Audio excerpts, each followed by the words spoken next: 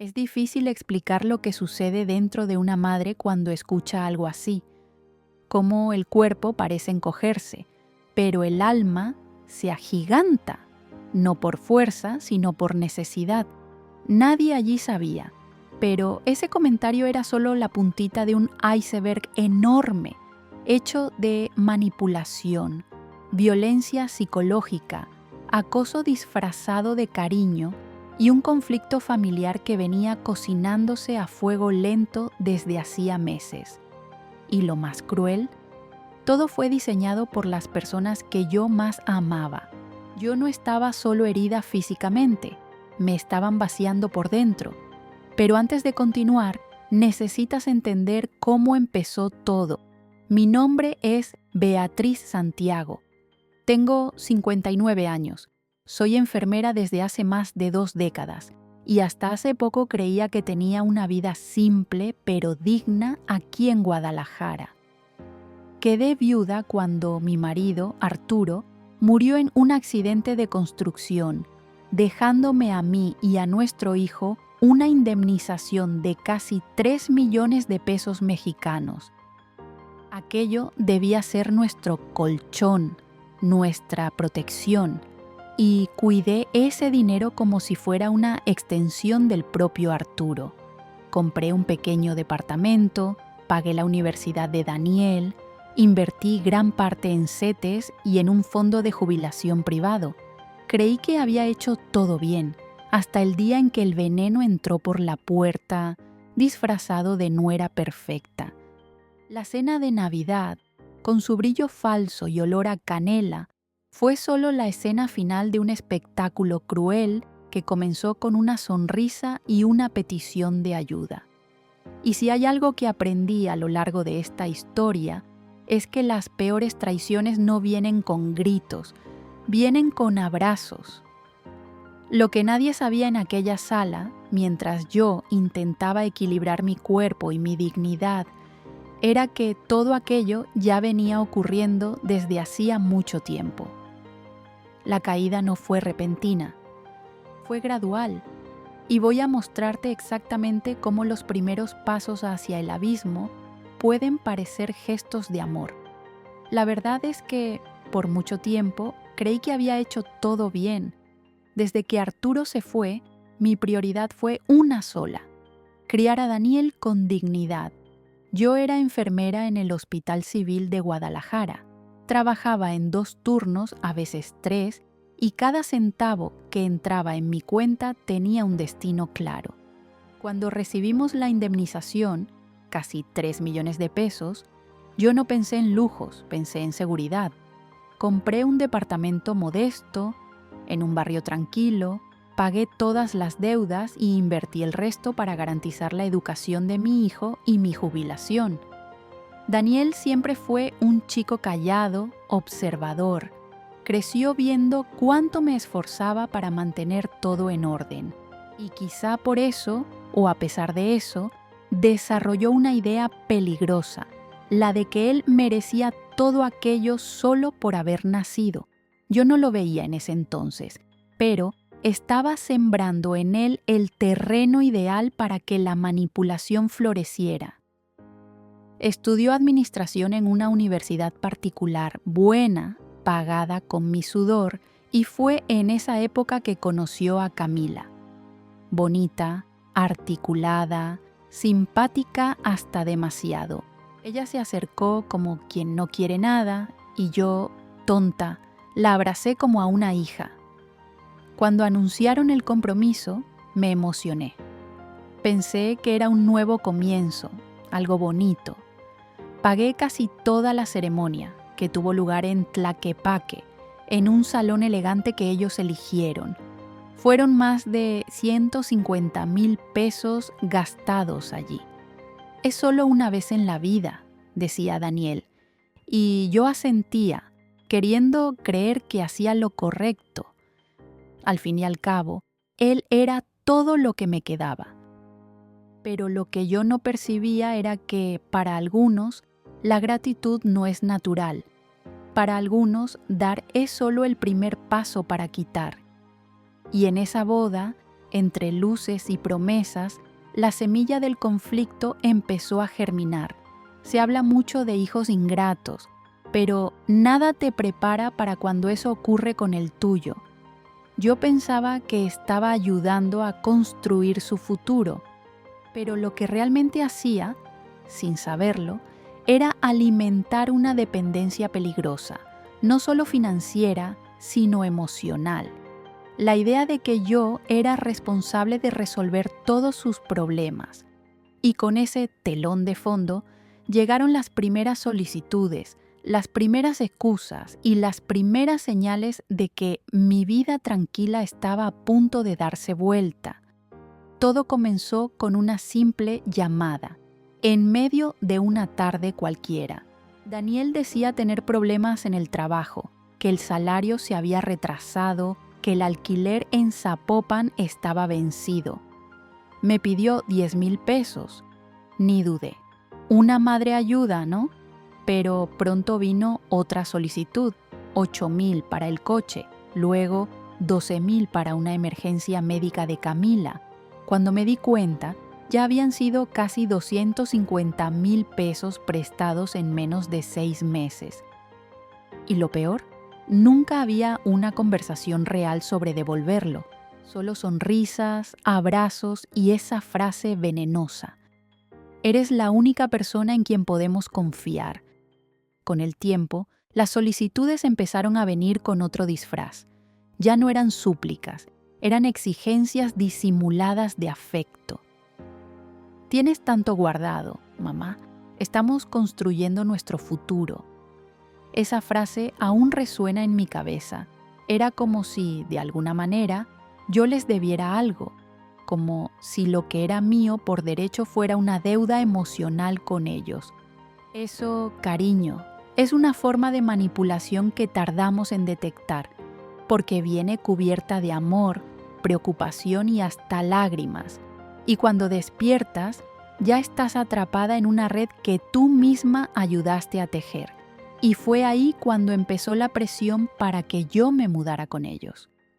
Camila, con ese aire dulce, decía que sería bueno, que yo ahorraría, que estaríamos todos más cerca. Daniel reforzaba: tenemos un cuarto extra, no deberías vivir sola. Solo que yo no me sentía sola. Yo tenía mi rutina, mi espacio, mi paz, pero contra todos mis instintos, y tal vez movida por culpa, tal vez por cansancio, dije que sí. Fue una de esas decisiones que parecen pequeñas, pero que abren puertas que ya no se cierran después. Un consejo de oro para quien me escucha. Cuando alguien insiste en que cambies tu vida por preocupación, presta atención a lo que esa persona gana con eso. El verdadero cuidado respeta tu autonomía. Y yo, que pasé la vida cuidando a los demás, fui incapaz de cuidarme a mí misma en ese momento. Era solo el comienzo de una tormenta, una que vendría con fuerza, con astucia y con un tipo de violencia que no deja hematomas, pero que te va matando por dentro, muy lentamente. Los primeros días en su casa fueron tranquilos, demasiado tranquilos. ¿Conoces esa paz que parece más un silencio armado? Pues eso. Camila me recibía con sonrisas exageradas y Daniel caminaba de un lado a otro como si siempre estuviera intentando ocultar algo. Todo parecía perfectamente en su lugar, pero yo sentía que había algo fuera de lugar. Yo. Poco a poco, fui notando los pequeños gestos de control. Camila empezaba a mover mis cosas, diciendo que estaba organizándolas para mí. Daniel me pedía mi clave del banco para ayudarme a pagar las cuentas más rápido. Y yo, por costumbre de confiar, solo retrocedía y cambiaba de tema. Pero a ellos no les gustaban los retrocesos. Cada negativa venía seguida de una tensión palpable. Yo la sentía en el aire, en la forma en que las palabras cambiaban de tono. Y si hay algo que aprendí en la enfermería, es que el cuerpo siente antes de que la mente entienda. Cuando me negué a poner el nombre de Daniel como apoderado en mi cuenta, Camila me miró con una frialdad que no combinaba con el vestido floreado que llevaba. Fue allí donde entendí. No era cariño, era manipulación. Y la violencia psicológica que se instalaba en aquella casa era sutil pero constante, como un goteo insoportable. Las conversaciones dejaron de ser conversaciones, se convirtieron en chantajes disfrazados de preocupación. Mamá, te estás olvidando las cosas, ¿verdad? ¿Estás segura de que pagaste esta cuenta?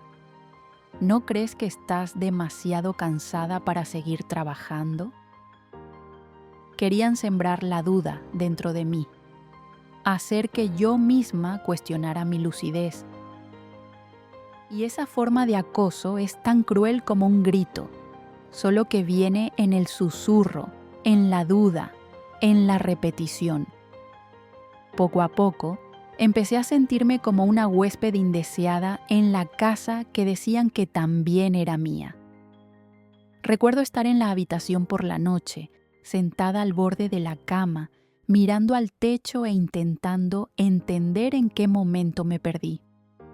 ¿Cómo pasé de ser la mujer que sostenía la casa a la mujer que tiene miedo de abrir la boca en su propia casa?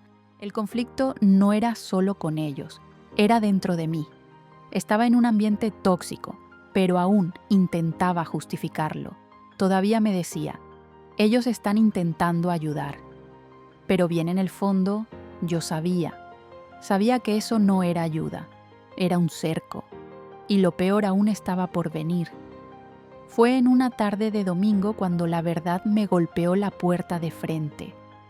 Volví más temprano de una visita a mi hermana en Tonalá, y en cuanto entré, escuché voces apagadas que venían del cuarto de Daniel y Camila. La puerta estaba entreabierta, y yo no suelo escuchar conversaciones ajenas. Pero cuando tu nombre aparece en medio de un susurro conspiratorio, prestas atención. Tu madre es una egoísta, decía Camila, con una rabia que desbordaba. Tiene más de 2 millones de pesos guardados y nos hace rogar por migajas. Mi corazón se heló. Pero fue lo que vino después lo que me hizo perder el suelo. Daniel respondió, mi hijo. Con esa voz tranquila que siempre usaba para pedirme favores, dijo, es terca, no va a dar el dinero, vamos a tener que ser más creativos. Camila no dudó. Conozco gente que puede ayudar. Si ella parece mentalmente inestable, podemos conseguir la tutela. Aquello fue un puñetazo. No, peor, fue un golpe traicionero, dado por la espalda. Querían hacerme parecer incapaz. Querían mi lucidez a cambio de mi cuenta bancaria.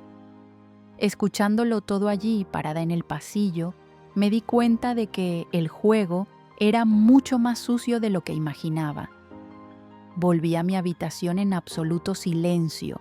Atranqué la puerta y me senté al borde de la cama sin saber si llorar o gritar.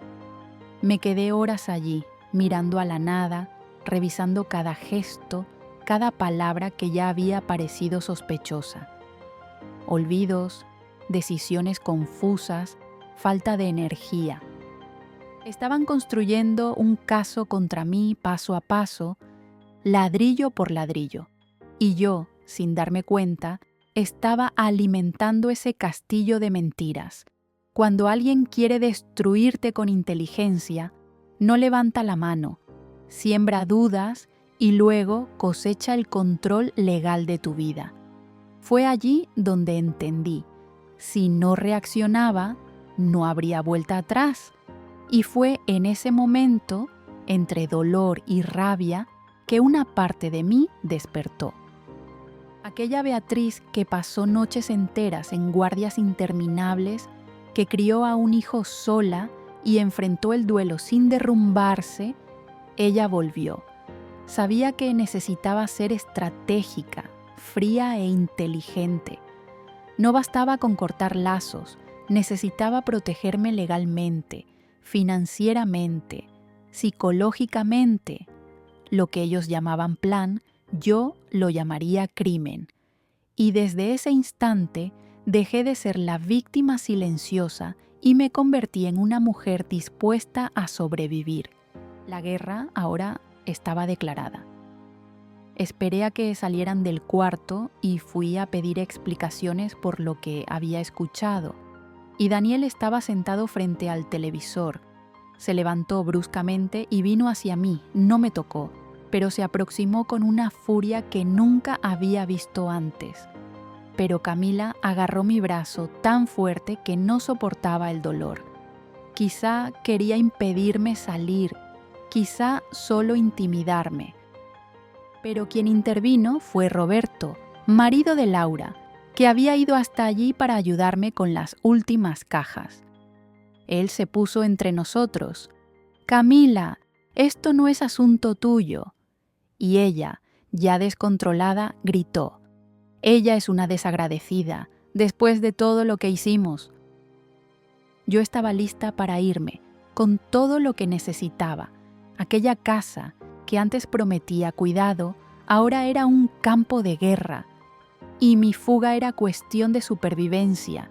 Al día siguiente, mientras Daniel y Camila aún dormían, salí muy temprano y fui directo a la sucursal del banco, donde tengo cuenta desde los tiempos en que recibía mi primer salario. Allí, en una sala reservada, le conté todo a la gerente, doña Marisela, una mujer seria pero de corazón justo. Cuando expliqué lo que había escuchado, ella guardó silencio unos segundos, luego dijo con firmeza: «Vamos a verificar todo». Juntas, revisamos cada movimiento de los últimos meses, y allí, ante mis ojos, estaban los retiros, 2.000 aquí, 3.000 allá, siempre en valores pequeños, siempre espaciados. Total, casi 80.000 pesos. Daniel tenía mi contraseña antigua, la que yo usaba desde hacía años y nunca había cambiado. Ingenuidad mía. Él la usaba cuando creía que yo no lo notaría. El dolor que sentí no fue solo por el dinero, fue por saber que mi propio hijo usaba mi confianza como herramienta de asalto emocional. Y lo más aterrador, lo hacían mientras me abrazaban en el desayuno. Esto es manipulación en su forma más cruel, sonreír mientras cavan tu caída. En ese momento entendí que ya no podía dudar. Si no creaba un escudo, iban a desarmarme entera, pieza por pieza. Allí mismo, en aquella sala con olor a café viejo y papeles, tomé decisiones prácticas.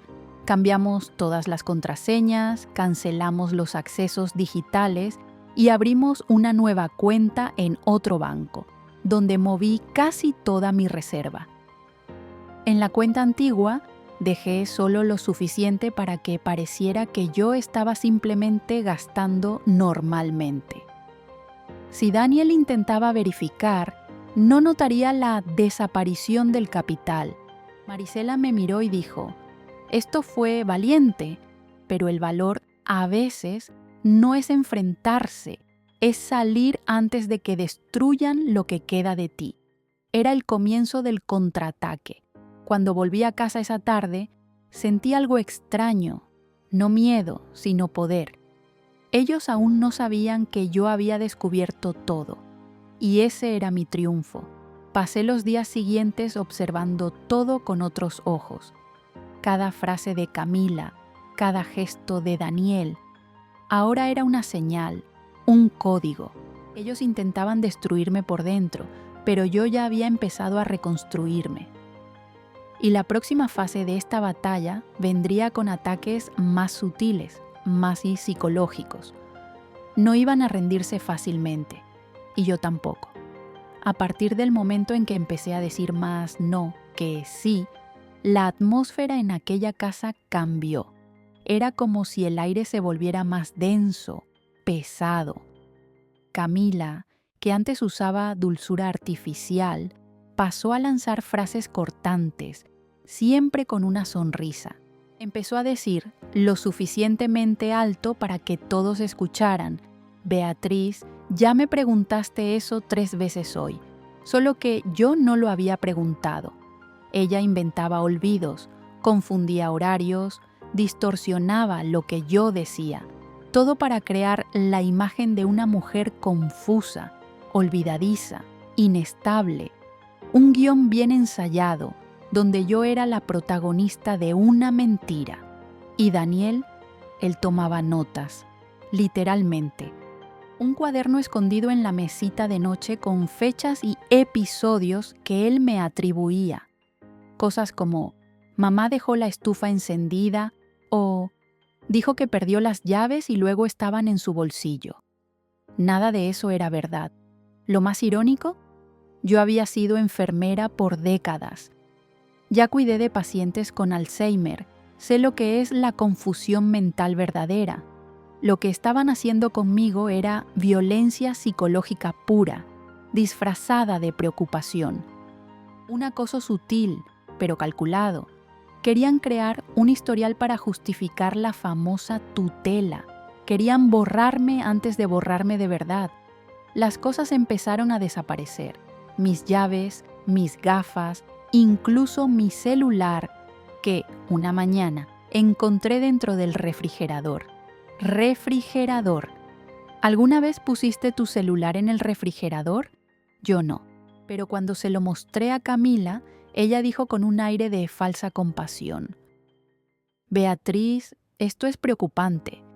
Era la estrategia de ellos, hacerme dudar de mí misma, de la forma más insidiosa. El intento de control era total. Hasta mis medicinas para la presión comenzaron a terminarse más rápido de lo normal. Yo contaba las pastillas y sabía que estaban siendo manipuladas. Querían que perdiera la razón y casi lo consiguieron. Pero aquí va un secreto que nadie te cuenta. Cuando intentan volverte loca, lo que te salva es ser consciente de lo que está ocurriendo. Mantener un diario, grabar conversaciones, guardar pruebas, todo se convirtió en mi escudo invisible. Si sospechas que estás sufriendo este tipo de abuso, no esperes la prueba definitiva. Empieza a registrar todo, desde los pequeños detalles, porque cuando la manipulación se vuelve rutina, la única salida es adelantarte. Y por más que doliera fingir normalidad, yo sabía que me estaba preparando.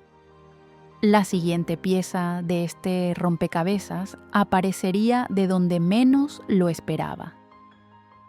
Llegué a la cena de Navidad con el brazo derecho enyesado, colgando en una tipolla improvisada que yo misma hice con una bufanda vieja.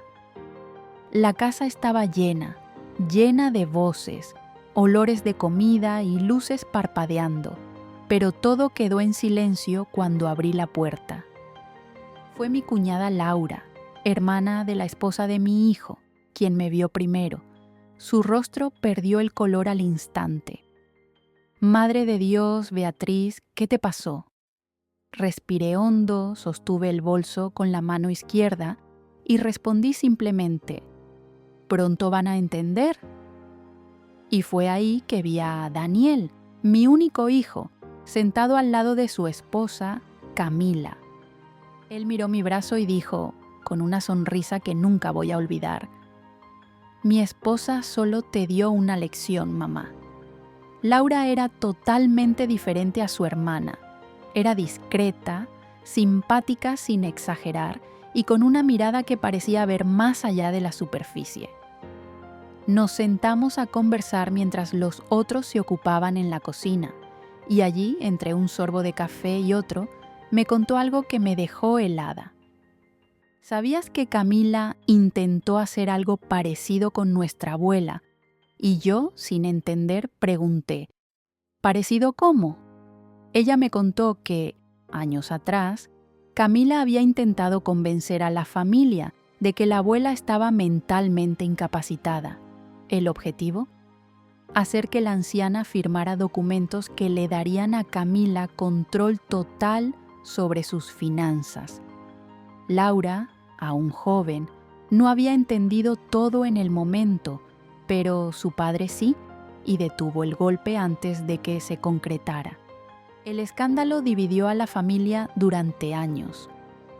Pensé que había cambiado, dijo Laura con pesar, pero ahora viendo cómo te trata, veo que no. En ese momento, todo encajó. Camila tenía un patrón, un historial. Yo no era la primera. ¿Sabes cuando estás en medio de una tormenta, intentando juntar las piezas y alguien te da el mapa completo?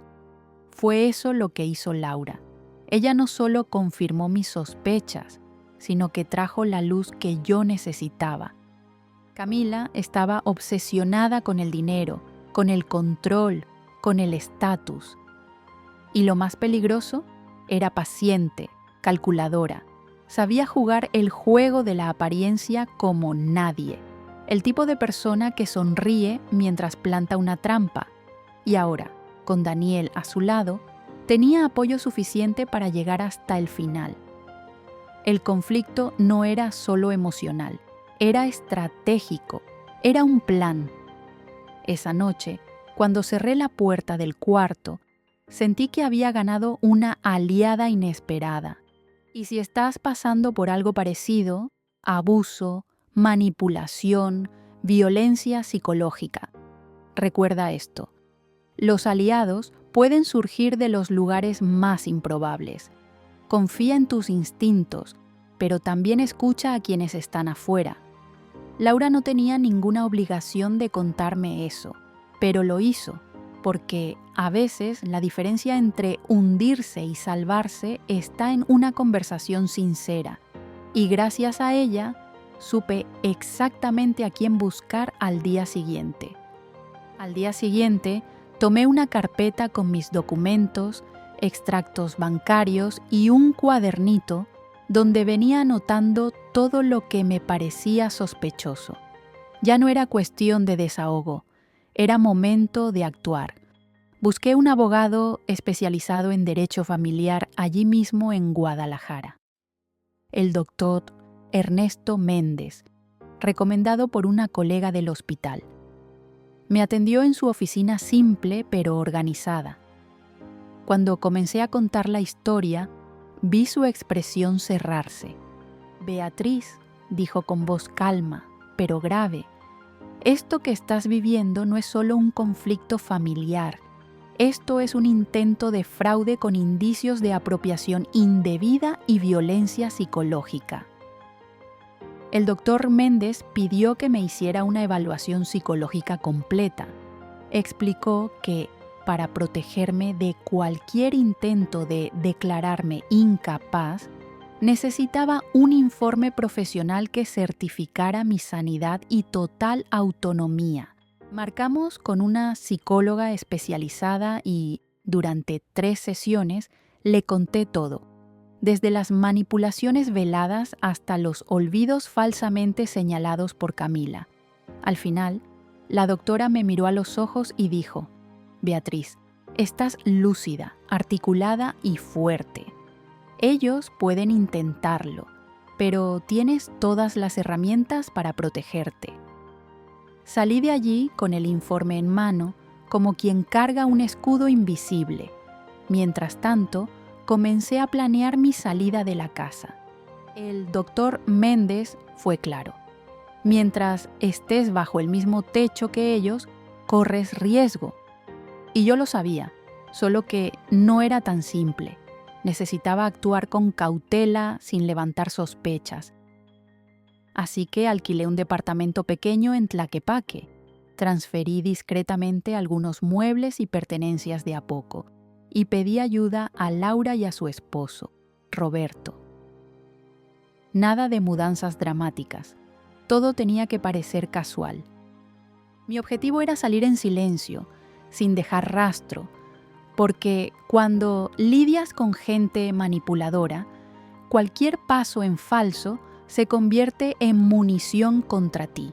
En esos días sentí una mezcla de miedo y fuerza que nunca había experimentado. No estaba solo protegiendo mi dinero, estaba salvando mi identidad. Y esa es una de las mayores trampas del acoso emocional. Intenta borrar quién eres para que dudes de todo, incluso de tu propia memoria. Buscar ayuda legal fue el primer paso concreto para recuperar mi poder. Y si estás leyendo esto, pensando que estás sola, debes saber, buscar un abogado, un psicólogo, un apoyo externo. Puede ser la línea entre perderse y reencontrarse. Y yo ya estaba lista para enfrentar lo que viniera después. Fue en una tarde sofocante de junio cuando todo explotó. Yo acababa de volver del banco, donde finalicé algunos ajustes en mi nueva cuenta y dejé encaminada la documentación de la revocación de la procura. Cuando entré en casa, encontré a Daniel en la sala. Su rostro estaba rojo, las manos cerradas. «¿Dónde está el dinero, mamá?», preguntó directo. Fingí no entender. «¿Qué dinero, hijo?». Y entonces gritó: «No finjas. Sacaste todo el dinero de la cuenta antigua. Desaparecieron más de 2 millones de pesos». En ese momento, el conflicto ya no era implícito, era un ataque frontal. Camila apareció en la puerta como siempre haciendo el papel de preocupada. «Beatriz, solo estamos tratando de ayudarte. Has tomado decisiones extrañas. Estás paranoica. Quizás sea mejor que Daniel te ayude a administrar tus finanzas».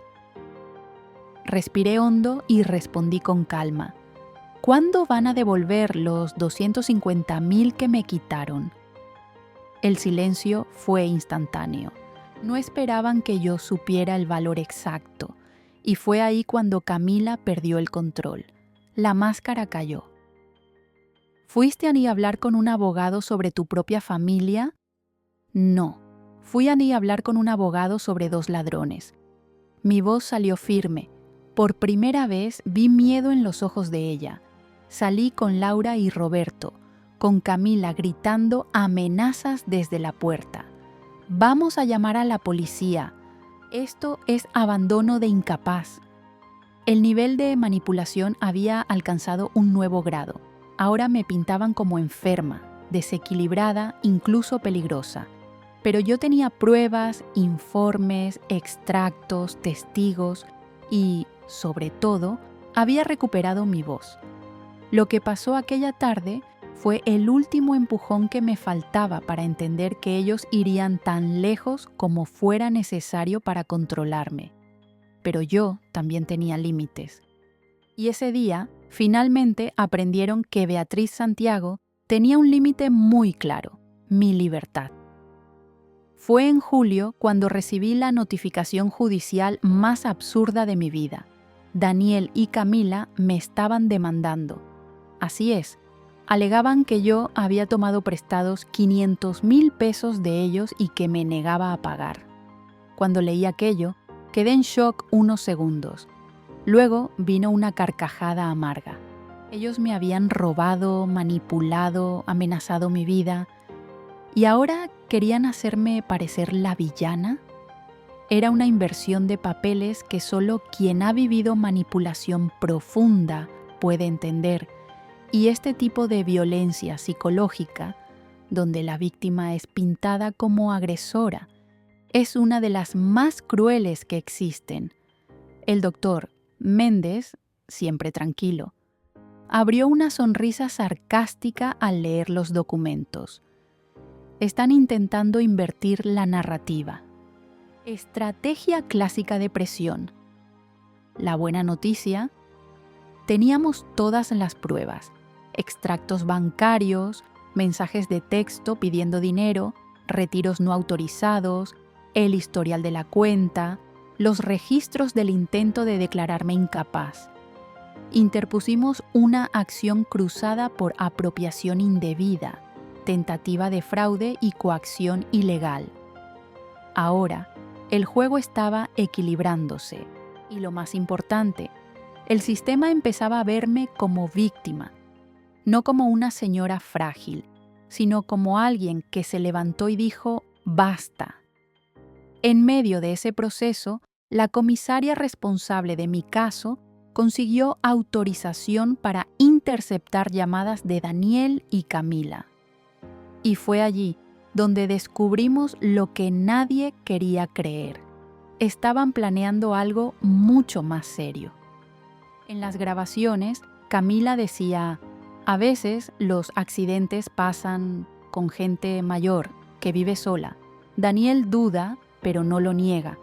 La comisaria me llamó y fue clara: Beatriz, esto es una amenaza velada de homicidio. Vamos a ponerte bajo escolta policial. Y eso hicieron. Desde ese momento, yo no salía sola de casa, ni al hospital, ni a la panadería, porque ahora el peligro no era solo emocional, era físico, era real. Tener protección policial puede parecer exagerado para quien nunca pasó por esto. Pero cuando estás lidiando con alguien que ya intentó destruir tu reputación, tu psicológico y tu estabilidad financiera, creer que no serían capaces de ir más lejos sería ingenuo. Yo ya no era ingenua. Cada paso era calculado. Y una vez más, dejo aquí un consejo directo. No esperes a que lo peor ocurra para actuar. Si sientes que te están destruyendo en silencio, busca ayuda jurídica antes de convertirte en titular de periódico.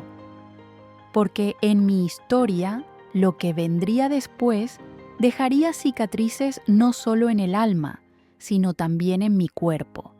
Era un martes común en el hospital, final de turno, cielo nublado y la típica correría del fin de la tarde. El policía que me escoltaba había sido llamado a otra emergencia y me pidió que esperara en la recepción unos minutos. Decidí obedecer. Aún bien, fue allí donde lo improbable ocurrió. Daniel apareció, jadeando, visiblemente perturbado. «Mamá, necesito hablar contigo ahora». Mi primer instinto fue llamar a seguridad, pero algo en su mirada, una mezcla de pavor y arrepentimiento, me hizo dudar. Camila, ella contrató a alguien. Hoy, él va a seguirte cuando salgas de aquí. Sentí las piernas temblar. Daniel continuaba. Es para atropellarte, hacerlo parecer un accidente. Me quedé sin reacción. ¿Y por qué me estás diciendo esto ahora? Él miró alrededor, nervioso. Porque ya no puedo más. Yo pensé que merecíamos el dinero, que era justo, pero no así, no contigo muerta. Fue entonces que escuchamos la voz, Camila, entrando al hospital, ojos en llamas. Daniel, ¿qué estás haciendo? Él se congeló. Ella avanzó furiosa. ¿Estás contándolo todo? Eres un cobarde inútil. Fue la primera vez que vi a Daniel alzar la voz. Esto fue demasiado lejos. Lo que ocurrió después fue rápido, pero dolorosamente claro. Camila intentó impedir que saliera de la recepción. Agarró mi brazo, el mismo que ya había lastimado antes, con fuerza, en un gesto violento, desesperado. Intenté soltarme. Daniel intentó contenerla. Los guardias corrieron, pero fue tarde. Sentí el estallido, un sonido seco y agudo que hasta hoy resuena en mi memoria. Mi brazo derecho se fracturó allí debido a la fragilidad de la ocasión anterior, delante de todos. El dolor fue tan intenso que apenas pude gritar. Camila, sin ningún rastro de remordimiento, me miró y dijo: «Ahora sí logré hacerte callar por un tiempo». Aquello ya no era manipulación, era agresión directa, sin disfraces. Ella fue inmovilizada por los guardias. Daniel, en estado de shock, repetía «perdón, perdón, perdón», mientras yo era llevada a la sala de emergencia. Allí, en el mismo hospital donde trabajé por más de 20 años, fui operada por mis colegas. Todos sabían lo que había ocurrido. La expresión en sus rostros mezclaba indignación y cuidado. La fractura en el húmero exigió cirugía clavos y semanas de recuperación. La comisaria llegó esa misma noche. Beatriz. Ella fue detenida en flagrancia por lesiones corporales graves. Y Daniel, él está cooperando. Finalmente. Pero el daño ya estaba hecho. Y ahora, yo tenía una marca física de la guerra que venía enfrentando desde hacía meses. Me quedé 6 días internada, 6 días de dolor físico, pero también de silencio, de mucha reflexión. El brazo, claro, dolía, especialmente por la noche, pero lo que realmente me mantenía despierta era otra herida, la traición. Daniel apareció 3 veces pidiendo verme. En las 2 primeras yo no pude, no quería mirarlo, no quería escuchar disculpas. En la tercera, acepté. Él entró con los hombros caídos, el rostro envejecido. Lloró, pidió perdón. Escuché todo en silencio, como quien oye el eco de un error antiguo. Cuando terminó solo dije: Daniel, te amo, pero lo que hiciste no tiene excusa. Intentaste destruirme. Él dijo que había sido manipulado, que tenía miedo de ella, que creía que estaban luchando por el futuro de la familia. Esa expresión, el futuro de la familia, me provocó un escalofrío. ¿Cuántos abusos se justifican con frases así? ¿Cuántas veces el acoso se disfraza de amor? Lo miré y dije: la familia protege, la familia cuida. Tú dejaste que la mujer que decía amarte intentara matarme. Él bajó los ojos y respondió: lo sé, y voy a pasar el resto de la vida intentando reparar esto. En ese momento no hubo perdón, pero hubo un reconocimiento. Y a veces, reconocer el error es el único ladrillo posible para reconstruir algo. La verdad es que, en aquella cama de hospital, por primera vez en mucho tiempo, yo me detuve, dejé de reaccionar, dejé de huir, dejé de proteger a quien no me protegía. Empecé a pensar en mí. Pensé en todo lo que soporté en los últimos meses: la manipulación emocional, los juegos psicológicos, el vaciamiento de mi identidad. Todo en nombre de un afecto que, en el fondo, ya estaba muerto. El dolor físico del brazo era soportable con analgésicos. El dolor emocional, no. Y eso me enseñó una lección brutal. Si no te priorizas, nadie va a hacerlo por ti. El día en que recibí el alta, el médico me entregó el informe y dijo: vas a necesitar fisioterapia por meses, pero el hueso va a sanar. Salí de allí con una tipolla en el cuerpo y una decisión en el alma. Mi vida, desde ese momento en adelante, iba a ser mía. Yo no le debía nada a nadie, ni dinero, ni explicaciones. Y si me hubieras preguntado, en aquel ascensor del hospital, cómo iba a seguir adelante, yo diría: primero con rabia, luego con fuerza. Porque antes de la reconstrucción viene el luto, y yo todavía estaba de luto, no por un hijo perdido, sino por una versión mía que jamás permitiría volver a existir. La reconstrucción comenzó en silencio, de la manera en que las cosas importantes suelen comenzar, conmigo decidiendo sola dónde sería mi nuevo hogar.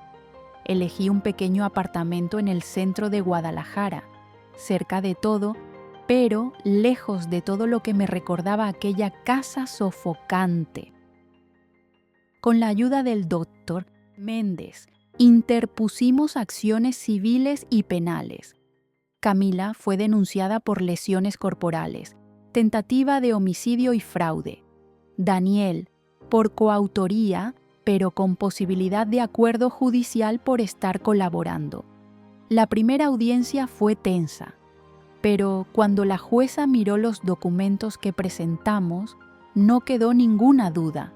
El caso era grave y la justicia empezaba, finalmente, a hacerse. El abogado de Daniel propuso un acuerdo. Él devolvería, de forma parcelada, los 250,000 pesos que yo le había prestado, con intereses y actualización. Al principio me pareció ofensivo, pero luego entendí. Aquello era una oportunidad para que él, al menos, empezara a asumir sus propias decisiones. Acepté. En 3 años tendría que saldar todo. Camila, por otro lado, no tuvo esa suerte. La fiscalía llevó la denuncia hasta el final y con las interceptaciones telefónicas, los informes médicos y el testimonio de Daniel, fue condenada a 9 años de prisión en régimen cerrado. Cuando oí la sentencia, no sentí alegría, sentí alivio. Ese tipo de alivio que llega cuando una respira de verdad por primera vez en meses. Comencé de nuevo con pasos pequeños. Volví al hospital, pero con un ritmo diferente. Tomaba solo 2 turnos por semana, enfocándome en mi recuperación física y emocional. Empecé terapia con una psicóloga que, por cierto, recomiendo con los ojos cerrados, la Doiti o Noelia Ruiz. Trabajamos juntas la rabia, el resentimiento y, principalmente, la culpa. Esa plaga invisible que tantas víctimas de manipulación cargan. Poco a poco, volví a pintar, algo simple, pero que me daba paz. También me inscribí en una clase de baile para señoras. Era ridículo al principio, pero qué bueno era reírme de mí misma otra vez. La vida no volvió a la normalidad, se transformó, y eso es aún mejor. La verdad es que la justicia externa solo tiene sentido cuando una busca justicia interna también. Ganar en la corte no borraba lo que pasó, pero me devolvía la oportunidad de construir otra historia. Y no fue fácil. Reconstruirse después de tanto acoso, manipulación y violencia psicológica exige coraje diario. Pero, ¿sabes qué me mantuvo de pie? Saber que sobreviví, que fui hasta el fondo del pozo y regresé. Y ahora, mirando alrededor de aquel apartamento sencillo, con mis plantitas y mi cafetera nueva, yo sabía, este era solo el comienzo. Aún había mucho que sanar, incluso entre Daniel y yo. En los meses siguientes, Daniel empezó a visitarme. Las primeras conversaciones fueron tensas, como caminar sobre vidrios rotos. Llegaba con las manos vacías, pero los ojos llenos. Hablaba poco, escuchaba mucho. A veces traía café de mi lugar favorito, como si intentara coser con gestos lo que las palabras no alcanzaban. En cada encuentro, yo dejaba caer una muralla, pero no todas. El perdón no nació de una sola vez. Llegó como llega el sol después de un largo invierno, tímido, gradual, con recaídas. ¿Y sabes qué aprendí? Que perdonar no es olvidar. Es decidir no dejar que la herida se pudra dentro de ti. Daniel empezó terapia también. Un proceso lento, doloroso, pero necesario. Él me contaba sobre las sesiones, sobre cómo descubría cosas que él mismo no quería ver. Por primera vez, lo escuché asumir responsabilidad de verdad, sin excusas, sin culpar solo a Camila. Fui débil, mamá, y cuando uno es débil, termina siendo violento de otras formas. Eso me marcó. No por lo bonita de la frase, sino porque finalmente él entendía el tipo de violencia psicológica que había ejercido. El conflicto entre nosotros no era solo por dinero, era por la forma en que intentó reducirme. Y ahora él reconocía eso. En paralelo, empezó a trabajar en 2 empleos, algo que nunca había hecho antes. Uno como asistente administrativo en una pequeña transportadora, otro como repartidor en las noches de fin de semana. Dijo que quería pagar cada centavo de la deuda y reconstruir su vida con dignidad. Y más, Estaba en una nueva relación, con una chica llamada Amanda, sencilla, amable, con una historia parecida a la mía. Cuando la conocí, entendí cuánto él estaba intentando cambiar de verdad. La mirada de ella era de quien ama con presencia, no con control. Yo, que creía imposible sentir respeto por cualquier elección de él, me descubrí deseándole que esta vez fuera diferente. Poco a poco, los domingos volvieron a tener olor a café y pastel, no como antes. Nada es como antes, pero con ligereza, con honestidad. Empezamos a cocinar juntos, recordar historias de su infancia, reír de cosas tontas. El brazo, que ahora estaba casi totalmente recuperado, aún dolía en días fríos, pero el dolor en el pecho, ese sí, había disminuido bastante. Y fue ahí cuando entendí, el perdón verdadero no es reconciliación automática, es construcción, ladrillo por ladrillo, error por arrepentimiento, dolor por comprensión. Y por primera vez veía posibilidad de un futuro sin resentimiento, pero todavía faltaba una pieza en ese rompecabezas. Recibí la carta por medio del abogado. Era de Camila. 3 páginas escritas a mano, con letras pequeñas, apretadas. Por un momento, pensé en romperla sin leerla, pero algo en mí, quizás la mujer que pasó por todo y sobrevivió, dijo: «Lee». Ella pedía disculpas, decía que sabía que las palabras no eran suficientes, que no esperaba perdón, pero que necesitaba hablar. Contaba que en la prisión había sido diagnosticada con trastorno de personalidad narcisista y trastorno de control compulsivo. Decía que ahora veía cuánto había cruzado todos los límites y terminaba con una frase que me atravesó. El mayor castigo no es estar aquí, es saber que destruí a la única persona que realmente me acogió. Leí la carta 3 veces antes de responder y cuando escribí de vuelta, fui breve.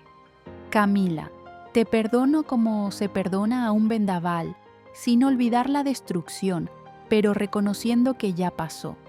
No fue fácil escribir eso, pero necesitaba liberar ese peso. Guardar odio solo me ataba a ella. Y yo quería, por encima de todo, seguir adelante. Ella respondió una última vez. Dijo que estaba haciendo terapia intensiva dentro del sistema penitenciario y que no pretendía volver a Guadalajara cuando saliera. No volverás a verme, y esa es mi forma de respetarte. Aquello, de cierta manera, me dio paz. Sé que no todo el mundo cree en el cambio de los demás, y no estoy aquí para convencer a nadie. Lo que puedo decir es que perdonar no es abrir las puertas de tu casa. Es solo cerrar la puerta correcta dentro de ti y tirar la llave. Camila era parte de mi pasado, no de mi presente. Y allí, en ese último contacto, percibí que algo esencial había cambiado. Ella ya no me causaba miedo, ni rabia.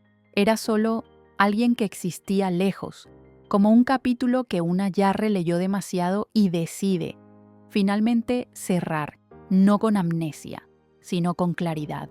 Esa claridad me permitió respirar hondo y mirar hacia adelante.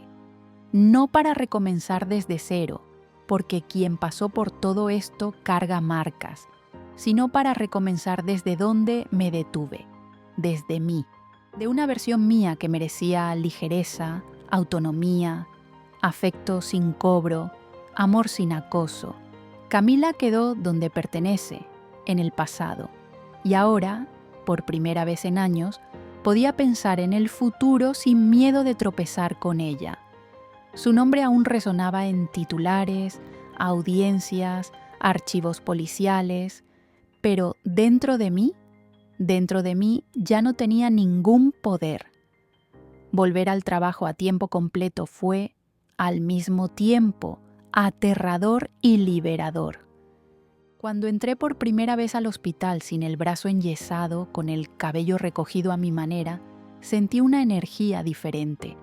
Era como si, por fin, hubiera vuelto a mí misma. Colegas me abrazaban con cuidado, pacientes me reconocían con gratitud y yo sentía orgullo, no solo por haber sobrevivido, sino por haberlo hecho con dignidad. La enfermería siempre fue más que una profesión, fue mi vocación, mi refugio.